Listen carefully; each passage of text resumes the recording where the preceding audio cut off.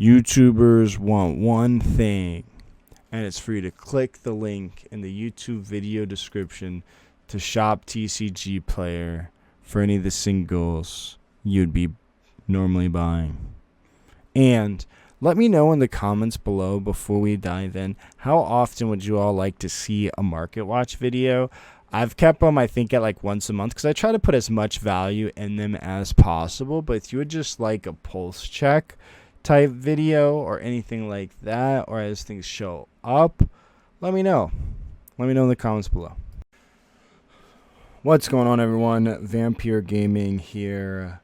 Appreciate you all taking the time to watch. If you could just do me a favor super quick before we jump in here, I think you just hit that subscribe button to subscribe for future content. Would greatly appreciate that. So in today's video, we'll talk about some singles, of course, but we'll also talk about the new structure deck 15, 16, structure deck 17, structure deck 18, structure deck 19, and structure deck 20. The 6 new structure decks releasing this week, and what I believe will be the best strategy. So we'll talk about those a little bit more in detail when we get to there. I'm going to start off here a little bit at 8.5, and then we'll work our way to the structure decks. We'll talk about some other cards afterwards. So the structure decks will be about here in the middle. But first up, we have Jack. I think this is a phenomenal price for Jack. $3. You know, he was about $5. I think I picked mine up at $5. Now you can get him around $3 to $4. I think that these are phenomenal. I think 3s, 4s. This card is going to be a staple in black decks for a while. I think it's one of those that as time goes on, it'll slowly creep up. It's possible set 10 power creeps us back to blue, and we don't even want to play this because we're playing way more optimally. That is a possibility, but if this card has any place in OP 10, I think it's a great opportunity. If you haven't played black, this is the opportunity to pick these up. At least a play set doesn't hurt to have, and he won't be reprinted for quite some time, more than likely. You know, we got PRBO1. It'll be a while before we potentially hear of PRBO2. So I think he's a safe pickup, especially at this price. I really like $3-4 if you're picking him up at that. I really like that. You look at Gecko. Gecko got reprinted. Gecko's still a little bit more than this. And while he is no Gecko Moria, I think this card is just a key and new heart and soul of any deck at the moment. So I think this is a pretty good pickup. I think a lot of people are overshadowing it with blue. And so I think there's just a big opportunity here. Granted, does it go astronomical? No, but I think over time, this card will work its way up. Now, of course, let's take a look here. We've got the Doflamingo deck coming out. The deck is absolutely Hannah Bananas. If you're not familiar, you get to spit out 4 characters and on 6 Dawn. It feels like a blue RP Law. And Weevil is one of those key cards because you can play him and 1 generate value if it's off of leader ability, but also spit out a Jinbei, then play a Weevil and lose 0 card advantage while also establishing 2 threats. So he has slowly made his way up. What was once originally about $1, then was chilling around $2. I mentioned previously, now we're looking at about $4 to $5. Again, I really like Extra Booster 01 just because of what's around the set. We don't know if it'll be in Premium Reprint Booster 02, and they haven't really restocked the set outside of Bandai Card Fest. So the future of that set is so up in the air, and it was such a niche thing to start. Everything was pretty cheap, but now has slowly gained in value, which has been like, I've been screaming from the top of my lungs, Extra Booster, since I started making these videos since the set came out.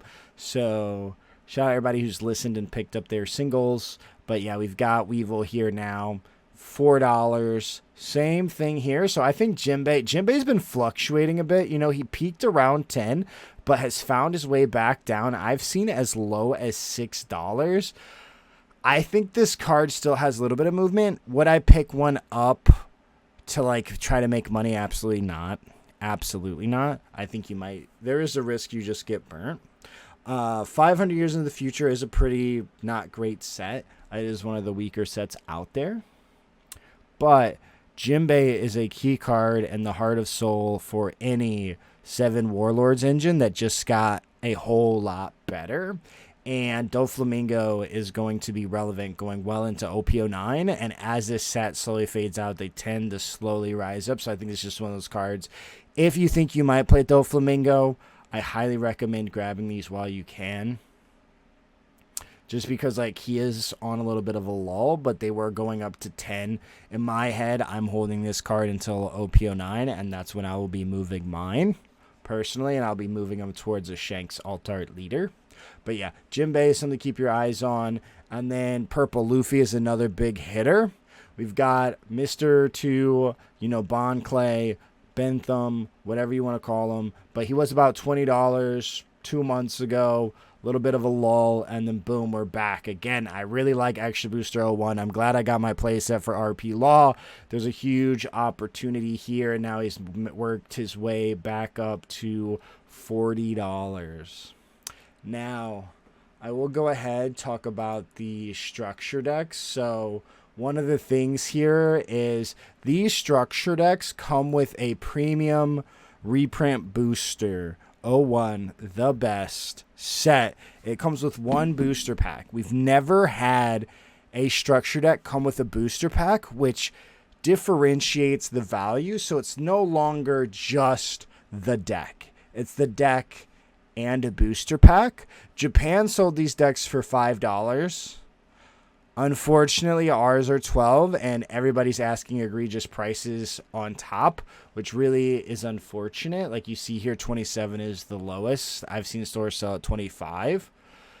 And so you can buy singles. The only singles you actually need are the commons.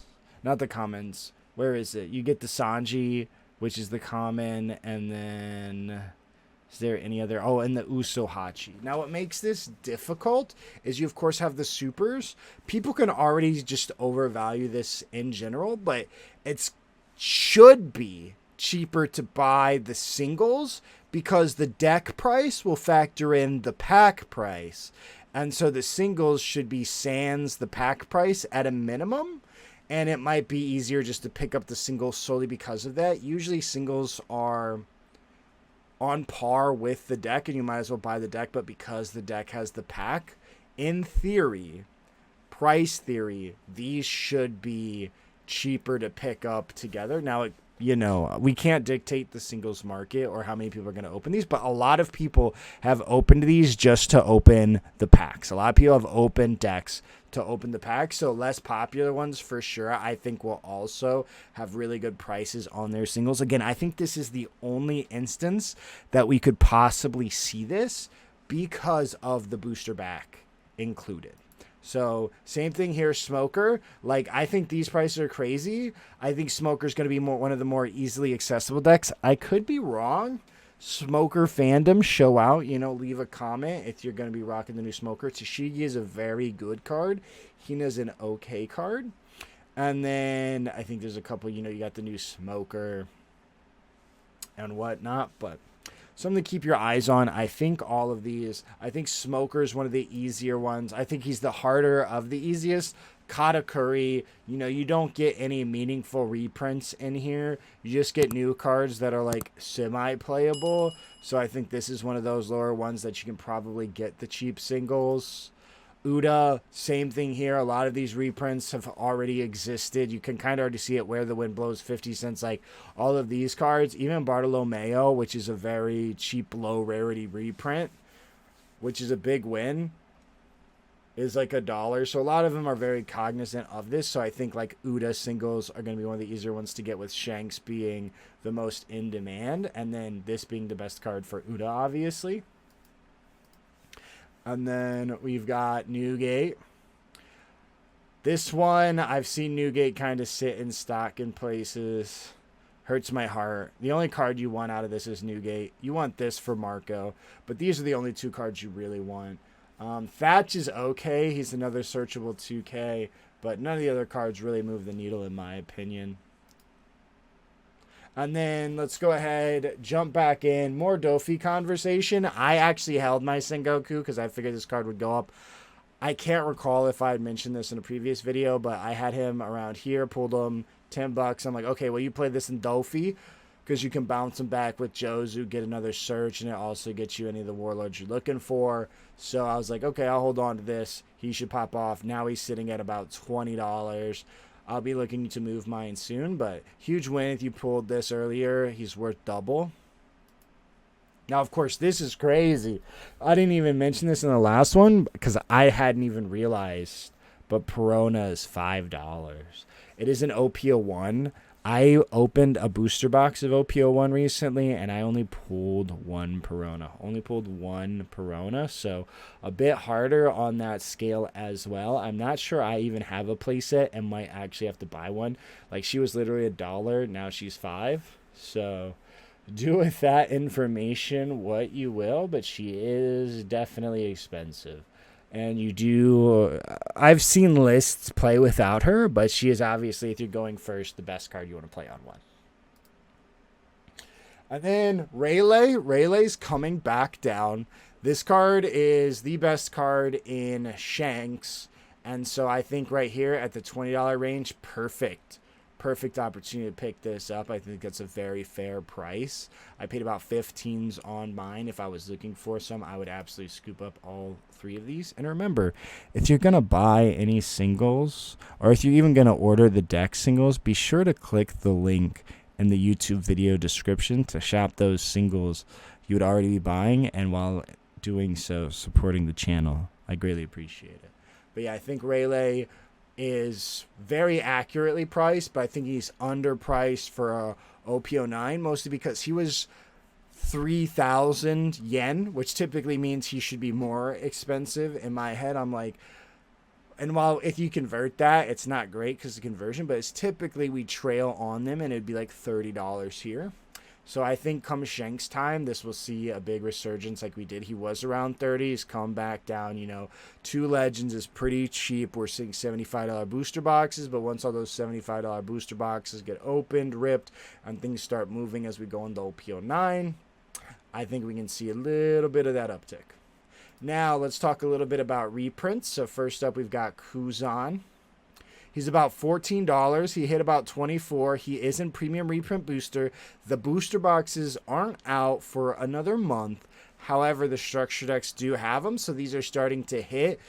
This price goes down more once those boxes hit. Like the full stock hasn't even been hit, and he's already gone down. If you have one of these and you're not playing him, I would get rid of him. If you're not playing him. If you are playing him, keep him. And then let's just talk a little bit about these promos too. I think a lot of people are going to get hurt on these. I would obviously love to sell mine at these prices as well. People are getting these event packs. There will be store treasure cups that should have these in their event packs. And when we see those, I imagine we see a scale of what we have seen, and then these become like worthless. But right now, this is a decent card. It is very playable in Red, Black, Sabo, and these event packs from the regionals or like even the store regionals are the only ways to get them. And of course, there's Onami. This absolutely hurts my brain. If we have store regionals, store treasure cups, and you can actually look. I'm not going to look, but if you want to do the research, if you want to look up and see if there's a store treasure cup on the events map that fall before January is over, they will have these event packs. And those events will give you these. And if we see it on the scale that we did, all those singles were like $1. And so while I think this commands this price now, I would be very cautious. I would not touch this with a 10-foot pole. Also keep in mind, not this upcoming Nats, but the one that'll happen for like the next series in like September or whenever they decide to run it. These will be available. These will be pullable cards, and they'll typically be just a little bit nicer. So something to consider. If you're willing to wait out the long haul, you should be able to get this card cheaper. Same thing with Chopper. Don't pay $69. That's all I need to say. I know he's worth it, but don't pay $69. I say he's worth it because he's cute, just to clarify. And then, of course, we got Zoro Juro. This is absolutely gorgeous card. Again, very cool looking, very playable. Purple Luffy, $33. If you're rich, go ahead. But again, I would not buy this card. And then Alt Kuzan. Alt Kuzan still holding kind of high. There is a reprint of him, but I think that this is the absolute coolest one. And we've got Magellan. So Magellan is one of those cards that are not reprinted. One of those cards that are not reprinted. So I think these have the highest ceiling and opportunity. Magellan is, of course, the GOAT when it comes to any matchup. You want to see Magellan. So especially on Purple Luffy, you know, you go 3, you go 4, you play this, you ramp 5, you go 7, blah, blah, blah. But you want to smack down these Magellans and hold them back. And they also can't answer this until they go to 10, or unless they're willing to sacrifice going to 10 Dawn.